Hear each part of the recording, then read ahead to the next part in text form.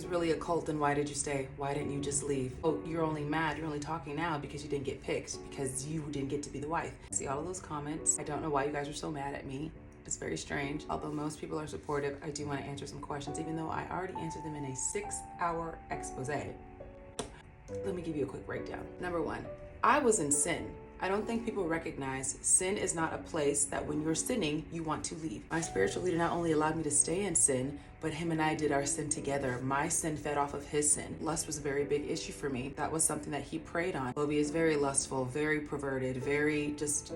And me being someone that's trying to get healed or delivered from that, you're telling me that's just human nature. God isn't going to strike you down for that. In fact, if you're doing it with someone that's your spiritual husband, it's safe. You're in the sanctity of marriage, technically. So in lovy, I technically was not sinning. I got to be lustful. I got to be nasty. I got to do all those things that didn't require holiness, that didn't require sanctification. And I got to be with my man.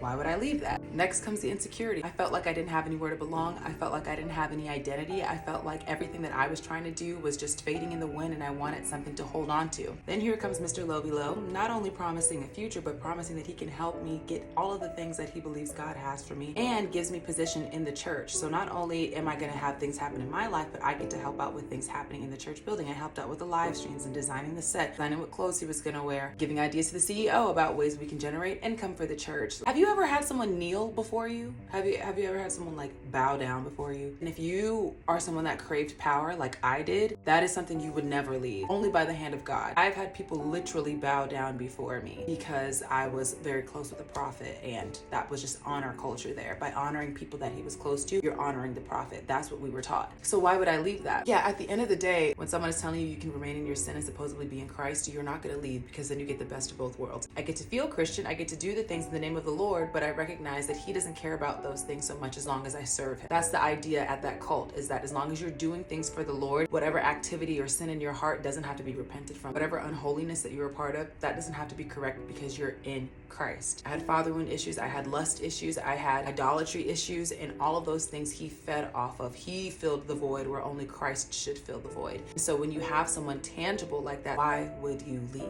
On top of that, we had fun. We did lots of fun things together outside of, sharing with each other intimately. We designed things, we would take little day trips, we would just talk all day, all night till 3 o'clock in the morning, get back on the phone at 9 a.m. Like, we were just always in connection with one another. And when you build intimacy like that, you don't want to abandon it. You don't want to give up all the hard work that you've put in. All that to say, all of it was a lie. All of it was a farce. All of it was completely and utterly against the will of God, which of course I know now, but you have to understand, I'm trying to put you guys in that mindset. I'm trying to put you guys where I was. I have come before the Lord. I have repented. I have repented publicly for 6 hours, disattaching myself from him. I was already making videos coming against the nonsense that he was teaching and doing way before I even mentioned his name. So I really don't owe you guys anything. The only reason why I'm doing this is because people genuinely don't understand how you can get caught up in something. That's the whole goal. That's why I did that 6-hour expose. It's not about lovy. It's about people understanding that if you do not take your problems to the cross and take them to a man, you will become subject to that man. And that is what's dangerous. That is what allows you into deception. That's what allows you into witchcraft. That is what allows you into things of darkness. I didn't have peace, but I had a prophet. And for whatever reason, that was supposed to be enough for me. And I just thank God that that no longer was enough, that I needed